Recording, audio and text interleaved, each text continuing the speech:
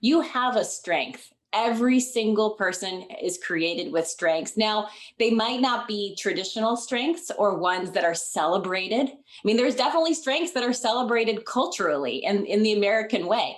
But I guarantee you, everybody listening has specific strengths. So you have to just embrace those and get to know those. And in a few years, when you're interviewing for your first job, you're going to be light on experience. You're going to be either doing a Zoom or a phone call with someone like me, and I'm asking, tell me about yourself. And you're not really going to be able to say all the amazing things that you've done yet because you're 21, 22, and you don't have that many years behind you, but you can tell me about how I'm really great at analytical skills or have great strategy approach, or I really feel like empathy is a strong gift of mine. And that's why it fits in this particular role. You have to be able to tell a narrative.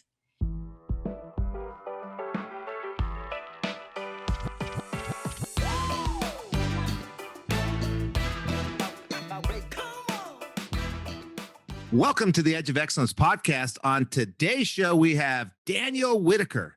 Danielle has 2 daughters and a family, and they live in southern Wisconsin. She runs a talent acquisition business focused in the construction industry, but working in many industries. She earned a BA in sociology because she wanted to be a social worker, ended up getting a master's in mental health counseling, still following that path, and now flourishes in another industry. Danielle's going to talk about developing the skills and looking for that serendipitous crossover, because you don't need to have your path right now. You need to be moving in the direction of a path. And Danielle worked as a TGIF waitress in preparation for being a business founder and a talent acquisition agent. Danielle's going to talk about the Occupational Outlook Handbook, where you can go look at all sorts of different careers. She's going to talk about the Strength Finder test, and she's going to talk about being humble, open to improving, and open to growing. Welcome to the Edge of Excellence. Well, Danielle Whitaker, welcome to the Edge of Excellence. Thank you so much for making time in your busy day to come join us. Thanks, Matt. I'm super excited to have the conversation today. Not as excited as all the people listening right now, and they want to start off hearing what your definition of excellence is. All right. So I'm sure there's 1,000,001 clinical definitions, and I did refrain from Googling it. So that was an exercise in self-control. I think to me, excellence is so subjective. It's one of those things that you're going to know it when you are in it or when you're experiencing it. And so much of it is just, I think of the word of flourishing, like, you're being excellent and you're just like flourishing in the zone or flow, if you will. So someone is achieving excellence when they are flourishing in whatever they're doing. Yeah, I think so. I think it's very global. You could be excellent at work, and if you're really just crumbling at home, it's just not really truly flourishing. So being excellent would just be in just different aspects of your life, relationally, work life, personal, all of those things. So you don't think that you can be excellent at work and flourishing at work if you're not flourishing in your home life? If things are going wrong with relationships or things are going bad, it's going to affect you and your excellence at work. Standalone, you could be excellent at a particular thing. I don't think it all has to be tied together, but I do think that if you aren't flourishing relationally and personally, it is very difficult to bring your best to work, right? So. Yeah, there's a professor at UNC. His name's Dr. Bell. He teaches a lot about leadership. And I went to one of his workshops, and his entire first day of the workshop is about listening. Mm. And as we got into our leadership workshop, many people make the argument that if you're going to be flourishing at work, you can't have things falling apart at home because it's going to carry into work. If you've got things going on at home, it may dampen your listening skills. So if you've got a kid that's listening to the show right now and they're having issues with their significant other, or you've got someone that graduated from college 2 years ago and something's going wrong with their money situation and they're fully stressed out, how would they be able to flourish at work? And I almost make it so that their supervisors or coworkers wouldn't notice the damage so they could continue to be seen as performing at that excellent flourishing level? That is an interesting question. I mean, so much of it's going to be contextual. I think the number one thing is if you're a student or if you're a parent and right now you have a struggling graduate or student, part of it's just to stop and acknowledge the problem. It has been quite the year, and even at our best, there are challenges that we have to respond to. So I think the first step is just admitting that you need some help. And it could be, then it's all on the continuum, how much help you might need. And speak to trusted friends and family members and make a small step towards getting something in the right direction. And I think that it's that you look at life in the scope of life. You look Yes. at what's going on in the scope of long term.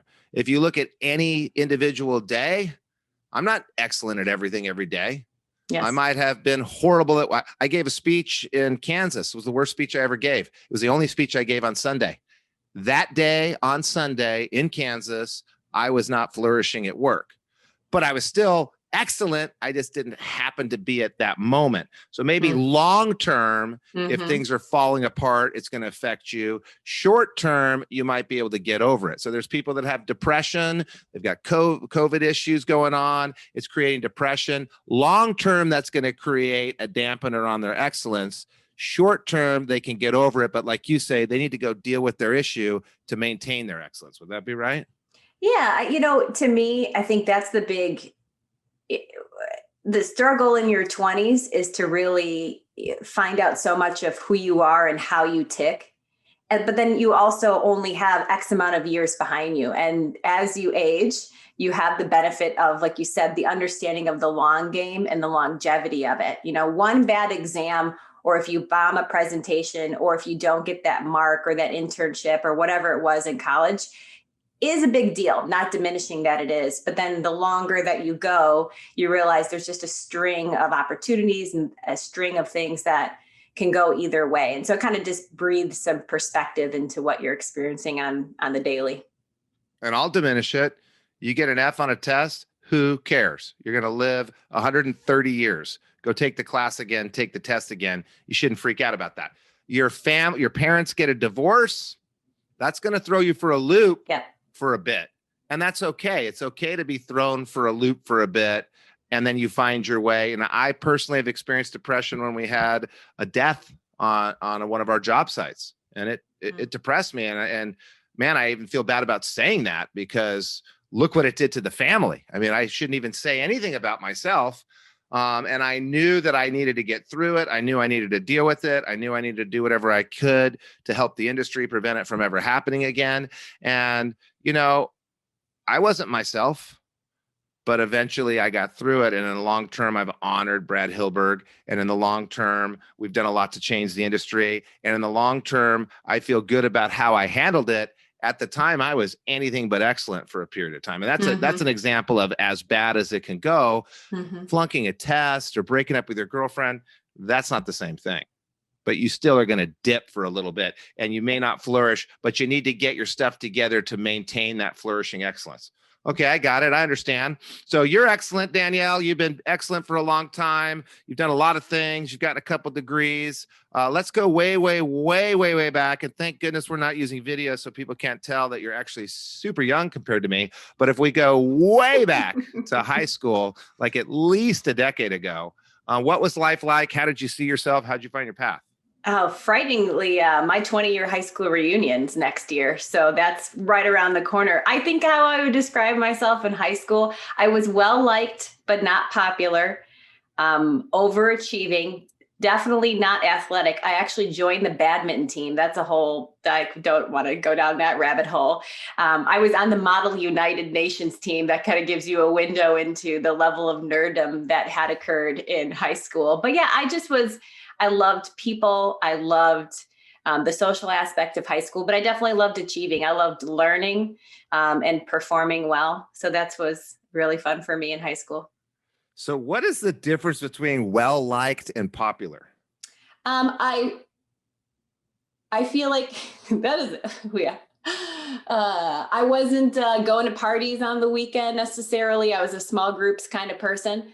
Um, but I think everyone probably I grew up in Schaumburg, which is a big suburb in Chicago. And so there was like 2,000 kids at my high school. So it was a fairly big high school. So most people would know me, but I wasn't necessarily a cool kid, if you will. I don't know. If you're listening, you know the difference between if you're popular, and well liked. I mean, I don't think so. I don't think so. Because I think as I look back at my high school, I think, oh, I wasn't that popular. Then I find out that everybody thought I was popular except for me. I think that there's a weird, and you've got the degree in this. I don't. I think that there's a weird misinterpretation in high school of what matters and who we really are. My daughter always tells me she has no friends. Okay, then who are the 8 people that just showed up at our house yesterday? And I think people beat themselves up a little bit in high school and they don't think they're as popular. And then you go ask the most popular person, that person doesn't think they're as popular ever either. So well liked, that's good enough for me. Are you leading the team of people going out TPing and getting obliterated on the weekend? Well, that doesn't make you popular. That makes you fun, and maybe fun in a bad way. So you can be fun and not popular. You can be nerdy on the debate team and think you're not popular. I had a kid call me up. My brother's helping him get a job in tech, and he's a friend of mine's nephew. And my brother sends it back to me. He calls me up and he says, yeah, your brother told me to talk to you about networking. I hear you're good at networking. I said, I'm not good at networking. I don't even know what networking it is. You know what I am? I'm a good friend. So I'm talking to you because I'm friends with your uncle, but you don't know this. 4 years ago, I went to Africa with this kid. He didn't know I was the guy in Africa with him. I said, you went to the same school as my son. My son was a freshman. You were a senior. My wife used to come back and tell me how cool you were to her and my son. And I haven't forgotten that. So I'm talking to you on the phone, not because you're a good networker, but because you're a good person. You've done good things. And if you're a nice friend and you do favors for people, people might call it networking. I call it being a nice friend. And then people want to do things back. So I bet you, Danielle, you were popular. I didn't think I was popular. I think I might have been somewhat popular, probably less popular than you. You just didn't follow the mainstream activities that you thought people liked, but you were well liked. So I think you were probably popular. And I think you have that same high school issue that I have. Make sense or no? Yeah, I think it's interesting. I think we still categorize it in really like black and white terms. Was I a good friend? Yeah, absolutely. I mean, if you leave high school with maybe even 1 or 2 solid relationships, that's an amazing accomplishment. I mean, the stats now of how many close friends we have as adults are low, just 1 or 2 in your lifetime. And that's a good accomplishment. I mean, high school, what I loved about it too, is that's kind of, I know that we're here to talk a lot about career. It was probably around 15 years old. That's when I was introduced to our high school guidance counselor, and we had social workers on staff as well. And it was around like 15 or 16 when I was introduced to our social worker. I was a peer mentor. And also, I mean, listen, my parents were on the back end of a fairly messy divorce. And so to me, all of a sudden, I recognized the need for support. And so I was like, that's it. I'm going to be a people helper. I want to be a social worker. And so I felt really fortunate to have those great experiences in high school to kind of be pointed in that direction. So you're in high school. You're super duper duper popular, even though you don't think so. You run into some professional who impresses you, and they're in the social working industry, and you kind of find your path. And so oftentimes people don't find a path, and they're all worried because their parents are saying, go to college, and the college is saying, get a major, and their friends are saying, you better figure this out in 4 years.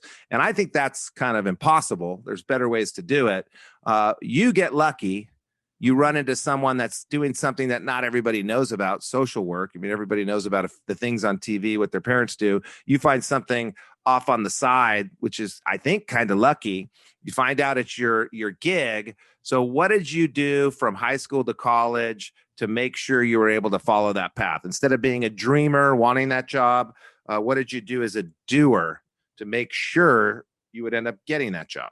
Yeah, I think I worked for sure all through high school. I was a first generation going to college kid. So for me, I know I needed to raise the funds to go.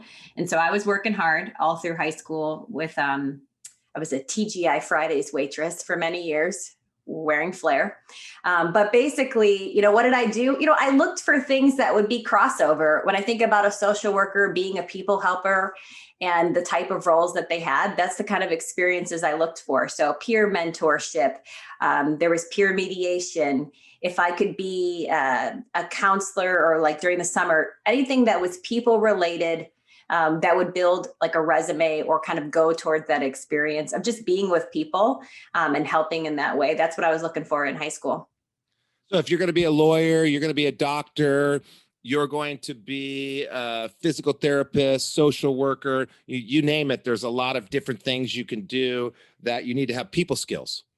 The soft skills are so much more important. You're going to go to college, or you might go to graduate school and get licensed in these particular skills, but ultimately your soft skills of working with people and understanding how to work as a team and follow direction, I mean, you need that now. And so you should be doing that right away. Yeah, I wanted to be a lawyer, and I waited tables because I thought lawyers were the ones in front of the courtroom arguing. I later found out that's a small percentage, but I needed that gift of gab. My son, he's going to go into some form of business. He worked at the front counter of a restaurant. And one summer, it was a sophomore year, he went in kind of quiet and introverted. He came out with the gift of gab. And if he hadn't had that experience, he wouldn't be prepared for business. So you were a little bit more focused than some. You were making your equation. If you're listening to the podcast right now, you can think of whatever you want to do for a living. You may be right, you may be wrong about where you end up. And Danielle didn't end up a social worker. She ended up in a completely different area, but she was doing what it took to go down that path. And you can change paths. So you're fully prepared for whatever you want to do. You can change paths, and you're going to be pretty prepared for that because you're doing the crossover jobs that you're talking about. That's fantastic. So you're in high school. You've got this goal. I wanted to be a lawyer. You wanted to be a social worker. The complete opposites, by the way. And if you want to be a lawyer listening, I'm very sorry that I'm always so negative about lawyers. They deserve it. So you want to go into social work, and then you start into college, and somehow you ended up not doing social working, and you ended up doing something different that involves a lot of those skills. But what's the path to moving into finding executives for other companies? How do you go from high school doing these jobs at TGIF, wearing your flair, and then somehow end up in a business role, identifying talent? So what was your path, and what did you do throughout high school and college to kind of find that path? And it's not follow it, it's find it, right?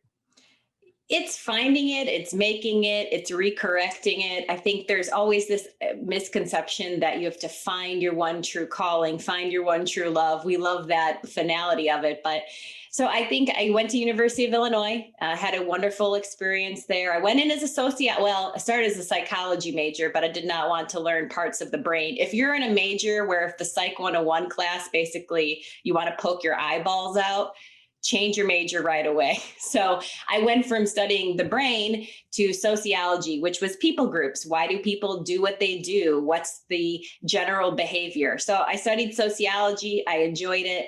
And I did this business internship. I did the College Works internship for a couple years and really developed a lot of skills there that I knew were there, being a strong communicator, being a people person. I wasn't afraid of the hard work, but that internship was such a blessing. Not only, the number one reason why I signed up to do that internship, money. I needed to pay for school, and waiting tables, great, does not pay that well. And so I was like, I'm going to take a calculated risk and put the work in. It was a great investment for me. Obviously the money was good, but it's the skills. Find an internship, do something that's going to be out of the box. If you can't and you're doing the other type of jobs, maybe there's something during a school year, whether it's with a professor or being an assistant or in a lab or something that just gives you more exposure, extracurricular activities, those things, like just find the passion points, right? So I did the internship. That was good. I graduated college at 21. Honestly, if you're a sociology undergrad or you're a liberal arts undergrad, not much you can do with just a bachelor's. You need to go and do graduate work. But at 21, I'm sitting here going, I don't have the money to pay for grad school. Social workers don't get paid that much realistically. So I'm not going to take out an $80,000 loan to go do a graduate program. And honestly, at 21, Matt, what do I know to be a good qualified people helper? I still felt really ill-equipped. At 21, it's like, so I just said, you know what, I'll probably be a people helper. I'll do my formal master's at some point, but I'm going to press pause. So I was given an opportunity then post college to work at this company at that time called Empire Works Community Painting. And I had an option to move to Texas or Vegas. I chose Vegas because I'd never been to either, but who's going to visit me in Texas? I was like, I'll go to Vegas. So I moved to Vegas at 21, and I really enjoyed the business and the corporate world in that sense, like the entrepreneurial aspect of it. And so, that's kind of like the college piece. It just transformed, if you will, from I want to do this particular job, but then it's like I just zoomed out and said, what parts of the job really, what drew me to the job? It's not necessarily the job itself. There was aspects to it. So I have always wanted to be a teacher, and my dad was a teacher, and that sounds perfect for me. And one day, and I already know what I'm going to be a fourth grade substitute teacher because that's the perfect age. But I've always wanted to be a teacher. And I look at myself and I say, what do you do for a living, Matt? Oh, guess what? I'm a teacher. I happen to have a different title. I happen to be in a different pay scale. But if you break down what I do, I teach executives how to be executives. I teach middle managers how to be middle managers. I even get deep down and dirty with interns. And I'll tell you, it's my favorite thing to do. Like I spend at least a couple hours a day on the phone with someone in our internship role, which, that's many levels down from the CEO role, because I love it and I love being a teacher. So you had the same sort of experience. You want to be a social worker. It's going to take more school. It's going to take a bunch of time. But really, when you break it down, what is it that you want to be? You want to help people find their answers, right? You want to help people. I want people to perform well, and I want people to live their strengths in a really strong way. Like when I led my team, when I lived in Las Vegas and I had direct reports in that fashion, if my employees were doing well personally and professionally, as a company, we flourished. So to me caring about them and coaching them to be really good at what they did benefited me, and it benefited the whole organization. And so in the end, that's what a people helper does. So I just translated it. I've been with Empire for 15 years now. My role has continually changed. I'm very grateful for that. I know I'm in a rare setting as to be somewhere so long. And part of that is that my role has evolved to match my strengths, what I'm interested in. And then also as what the company is needed, I've transformed into that. So now my role is I'm a director of corporate development, and I do talent acquisition. What's corporate development, I joke, that's the catch-all title for a variety of projects that no one wants to do, but that's really our social media rebrand of things, just a little bit of everything. And then the talent acquisition, that would probably go under human resources. So we think about HR. You're going to get reported to the HR person, when we hear the HR term. But HR, human resources, really encompasses a wide variety of what roles they have in a company, depending on if it's a small company, if it's a large company. If you're a large company, you're going to have one person and all they do is talk about insurance and benefits. And you're going to have, the person who's doing maybe discipline and diversity training, or they're going to be doing really specialized roles. In a medium or a small company, that's where your HR generalists shine. What I do really well is I do talent acquisition. And so that's essentially a recruiter, if you will. So I recruit amazing people to come work for the company. And pretty much the skills and what that really involves is it's looking at different candidates and trying to figure out if we're a good match for them, and vice versa, are we a good match for them? And it's really that dance between, yes, they want a paying job, but is the role that they're going to be doing something that they could get excited about? I say to candidates, I always tell them, I'm good at sales, and oftentimes I'll hire for salespeople. And I say, I know you're probably really great at sales too, but we cannot convince each other now that we have a good match, because If we don't, it's unfortunate for everyone if people aren't honest in the interviewing process. And so when I talk to a candidate to join us, I want to make sure that whatever they're doing role-wise, 80% of the job is stuff that they would enjoy or that they're naturally suited for. If you're a person who loves being out in the field, you're very tactile, you want to feel things, see people, be out, and you're chained behind a desk 5 days a week, you are going to hate that role. And so I'm listening to see for candidates how they describe their way of being and who they are and what gets them excited. And I got to figure out, is that a good match for us? Because I want to avoid turnover. I don't want them to not like their job. I don't want to have to hear that they got fired in 6 months because it was not a good fit. So a good analogy too is if you've read the Harry Potter books, I'm like the sorting hat. I'm trying to figure out as I talk to people, are they a good match for where they might fit within the organization? So that's talent acquisition. And sometimes I kind of question myself, I have the mental health background. I did get my master's. I did that. And I say, oh, I'm not practicing. Why aren't I practicing seeing clients daily, like individual practice?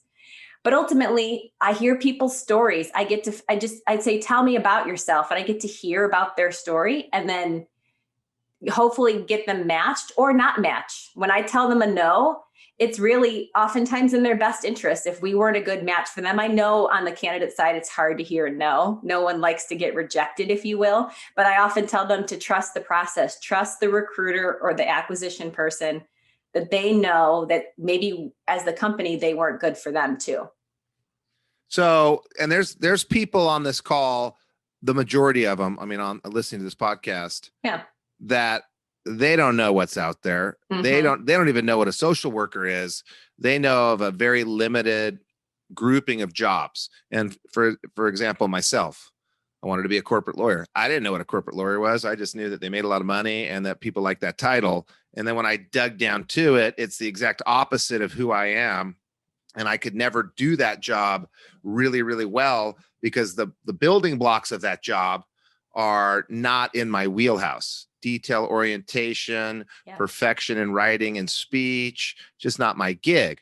So you've got people in there that want to help people. You've got people that don't understand that there's many ways to help people. They think, I want to be a psychiatrist. What about a social worker? Okay, I want to be a psychiatrist or a social worker. What about a talent acquisition agent? Well, what's that? Mm-hmm. So you wanted to help people. You thought you were going down the right path. You want to help people perform at their best. Mm-hmm. So instead of sitting in a counseling session with them for an hour over many months, an hour a week, an hour a month, whatever it is, to help them perform at their best, you're having conversations with them about what their desires are, where they want to go. You're matching them up with different companies, and you've figured out kind of an out-of-the-box way to help people and help them perform their best. Yeah, I think that's a one side. If you're a student or if you're a graduate, one great resource is the Occupational Outlook Handbook. It's a government agency, and I'm sure Matt will cite it in the notes, but it's a great website that categorizes every single job imaginable. And you could even search it based on projected growth, average pay scale, what degree you have. So that's a really great federal resource. It's a database, it's free, and it's fantastic. But back to the question about, how did I even land in this role? I talked about doing a role you should be doing 80% of, everyone's going to have parts of their job that you don't like. I don't like paperwork. I hate it all, but it's a natural reality of life. So a few years ago, a faith community that I was part of used this book called Strength Finders by Gallup. And it's a great book. It's $20 or so. And essentially it looks at strengths. I mean, often in American culture, we're often looking at where our weaknesses are. Oh, I need to improve on this, this, and this. But it's our natural strengths and giftings. If we do more of them, we will succeed. If you have someone in the role and they're doing what they're great at, they're going to be amazing. And so for me, the Strength Finders wasn't a surprise to me. I took it later in my career, but it helped create just an affirmation and also a greater understanding of my narrative. My top 5 are communication, woo, connectedness, includer, and arranger. And so, we hopefully have a career that's 40 years or so. So I don't think I'm going to be a talent acquisition for the next 30 years. I doubt it, right? But I know that whatever I go to career wise, if I'm not really in those strengths, then I'm just not where I'm going to really shine. I'm not where I'm going to feel like I am flourishing or I'm being excellent. If I'm constantly in strengths that aren't my natural ones, that's a hard place to be. And that's why I'm not a lawyer. And you can take a DISC test and look at it one way. You could take a strength finder test. But the idea is you have a grain, you're going a certain direction, and people are different. And if you find a position that's aligned with your natural behavior, if it's DISC, or your natural strengths, if it's strength finder, you're going to be happier. You're going to flourish. And the reason why I'm not a lawyer is because if I didn't spell a word right, or I didn't use the right word, I would lose the case. If I was a coder, I would type up these letters for a week. And if I put one letter in, the code would be wrong. And with my personality type and my strengths, that would cause me to pick up the computer and throw it out the window and quit. So I found a place where I can thrive. And I found it accidentally, just like you did. I tested myself after the fact. But people can test themselves ahead of time. And I believe it's strengthfinder.com. You go to strengthfinder.com. You can take the test without reading the book. You can get the book and it comes with a free test. Why not? If it's, I know everyone, there's got to be someone listening who's saying, especially when the topic of strengths come up, maybe you're a college student right now, you have a strength. Every single person is created with strengths. Now, they might not be traditional strengths or ones that are celebrated. I mean, there's definitely strengths that are celebrated culturally and in the American way. But I guarantee you, everybody listening has specific strengths. So you have to just embrace those and get to know those. And in a few years, when you're interviewing for your first job, you're going to be light on experience. You're going to be either doing a Zoom or a phone call with someone like me. And I'm asking, tell me about yourself. And you're not really going to be able to say all the amazing things that you've done yet because you're 21, 22, and you don't have that many years behind you. But you can tell me about how I'm really great at analytical skills or have great strategy approach, or I really feel like empathy is a strong gift of mine. And that's why it fits in this particular role. You have to be able to tell a narrative. And knowing your strengths, what a gift that is for yourself to feel more confident. But then also when you're presenting yourself to a company, or if you're entrepreneurial and you need to present yourself in your vision, you might have an amazing idea, but if you can't communicate that amazing idea or to investors to really inspire them, then you're stuck, So just really embrace just being able to tell a really strong narrative. If that's all you can do, you'll go pretty darn far. And Danielle is not saying, hey, sit on your butt and play video games. Danielle's not saying, hey, if you've never done anything in your life, it's going to be easy. We're assuming that if you're listening to this podcast, you're getting jobs. You're trying to get jobs. We're assuming you're trying to be excellent in your home life, in your personal life, in your school life, if you're out of school, in your work life. So we're assuming that you're doing what it takes and following the path. We're just trying to clear up where the path ends. And so the people on this call, the person that you're talking to, Danielle, has strengths, but maybe hasn't figured out exactly what they are or how to explain them. So you can go to strengthfinder.com, you can get the book, you can take the test, and it'll help you understand what it is that's awesome about you and help you create that narrative. That's step one. Then you have to go find the jobs that meet that. So Danielle wanted to be a social worker, found out that you could go into talent acquisition, sometimes called headhunting, and it's the same skill set. It's just a different business. And Danielle says, hey, I'm going to be in a career for 40 years. It's not going to be this one, not because Danielle doesn't like this one, but because Danielle knows serendipitously something's going to come along, and Danielle's going to say, hey, my skills apply to that too. I'm going to jump over and do that. So you were a wannabe social worker. You went to college, worked your butt off, did an internship where you made a bunch of money, paid for college. The College Works internship helped you see what skills you had. Then you went into the world and found out that you were an entrepreneur. You started a business in Vegas. You sold the business in Vegas. And then finally, on attempt number 3, found a career that you love and that you're great at. Just so happens to be that you're great at this career for the same reasons you were great as an entrepreneur. You were great as a branch manager for College Works. You have empathy. You have a skill set of reading people. You want to help people, whether it's help them get a better paint job or help them find a better career. All of those are pretty close. You've just been working hard, kicking butt, achieving. One is finding your strengths. Two is constantly achieving. So when that opportunity pops up, you're the person for it because everybody knows, oh, Danielle works hard. Danielle does what she says. Danielle's got great empathy. Danielle's good with people. I think Danielle would be the best for this job. So what did you do then? If we look at everything you've done very well. When did you decide that you were, and you go back to high school, you said you were, quote, nerdy. I assume that means you were doing well in school. You went to the University of Illinois. I know it's hard to get into that school, so you must have done well. You went and got a master's. I know that's a difficult step, so you must have done well. When did you discover that you were doing pretty well? You're on the edge of excellence. And what did you do to stay? And what did you do to stay on that path?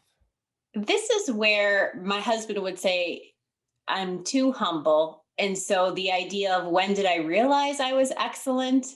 I've known that if I put my mind to something, I can be really great at it. I think I've always had that affirmation and that positive self-regard. So I find that a real blessing that from a very early age, I felt pretty confident and a sense of control of things around me. So that was a real asset. How do I continue to do that?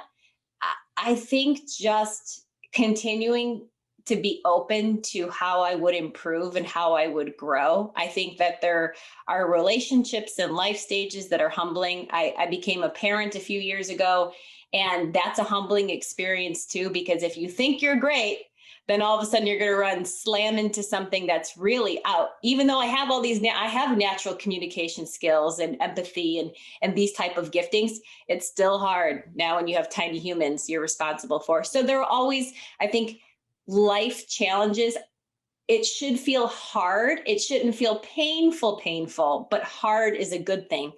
I remember doing the internship, and if people give up, giving up wasn't an option to me. I never thought that giving up was an option because you know why, Matt? I said to myself, if I quit this thing, quitting will always be easy. You quit one thing, it's easier to quit the next time.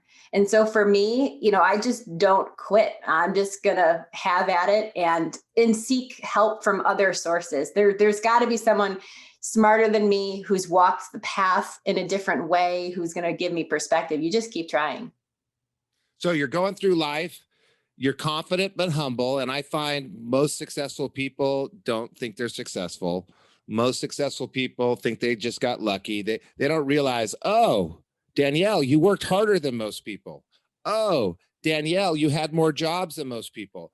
Oh, Danielle, you didn't watch TV 8 hours a day, check Instagram 4 hours a day, and make phone calls and texts for 2 hours a day. You did other things. So you had this path while you're humble. And I see this in a lot of people I interview and a lot of my friends. You're humble. You're following the path. You don't know where the path is going. You're achieving and you're open to improve and grow. So someone with more knowledge comes in and says, hey, Danielle, they say it bad. You should do this, Danielle. Or they say it right. Hey, Danielle, when I was your age, I had this experience. Maybe you can learn from it. It doesn't matter how they give it to you. You're open to improve. It doesn't matter if you're running a marathon, if you're in an Ironman, if you're starting a business when you're 20 years old in Illinois, you're not giving up. And I haven't heard that before. Once you give up once, it's easier to give up. It totally is easier. I mean, because then you just say, well, I've done it. I've given up before. And that wasn't going to be part of my story. When I say, what's your story you want to tell? Giving up is just no. That's a hard no. And as a talent acquisition person, people need to come to you. They need to understand their strengths and have that narrative. They need to understand what it is about them that's unique and have that narrative. And part of your narrative is, I'm getting through it no matter what you throw at me, which got to make it a lot easier to get hired by whoever's hiring you if that's your narrative, right? Yeah. And I think that's a good word of encouragement. If you are interviewing, and let's just say you had some transitions maybe a job didn't, or you were tried an entrepreneurial adventure and something happened. You just have to be able to explain transitions. Most people make career changes or job changes because of the personal. Whether it's a death in the family or there's there's a huge event. I remember when I look at resumes and it's 2008, which was the housing bubble. I understand when I look at candidates at that window that was, so different life events are spurred on because of things that are happening circumstantially, but you do need to be prepared to explain them. If you if you're actually, I was coaching a young student, a young graduate, and he's an engineer, and he did not have a GPA that was required on the job posting. And I said, you know what, you should still apply, but you need to be able to explain why such and such occurred. You're going to have to just be able to explain it well. And I was lazy doesn't count. I was really lazy in college, and then this happened, and I realized I'd blown it, and now I'm not lazy anymore, and this is why I'm awesome for you. That's a different way of explaining it. Yep. So you talk a lot about communication skills. You talk a lot about being self-aware. You talk a lot about the narrative, knowing what your strengths are. And if you're listening to this and you're about to go look for a job, it would help you to sit down and figure out your strengths. It would help you to write out your narrative. It would help you to look at your resume and come up with some explanations of why things went well or why they didn't, and explain it in a way that that person interviewing you could empathize and understand. Yeah, I mean, and just to give you some insider thoughts of a talent acquisition person, if they're calling you, you have not a long period of time to make a positive impression. If you're sourcing, if you're looking at these resumes first, if they called you or emailed you, there had to have been something that stood out. So you have to find a way to stand out on paper. And then from there, then you have to stand out on the phone. And so it's just being prepared in that way. Okay. So when I look back, or when you look back at your high school and your college, first of all, you didn't come from a lot of money, so you had to figure out a way to pay for things. That's a sacrifice you probably don't regret. What other sacrifices did you make that you look back and say, thank goodness I made that sacrifice? So some of the sacrifices that I made, I think a lot of it stemmed from putting responsibilities first and fun second. Don't get me wrong, I had a ton of fun, but I knew that there were certain responsibilities that just needed to come first. And so typically those are going to be family responsibilities and then working from a young age. And I'm glad I did those things. Work ethic, I do think that there might be an innate sense of work ethic, but for me, work ethic is a muscle. I mean, you either get stronger at it or you let it atrophy and sit around and get lazy. So part of it is I'm glad that I always put the work in and needed to be disciplined in that. Yeah, I often wish I was with a friend of mine this weekend who him and his father developed a car collection, and they had hundreds of cars.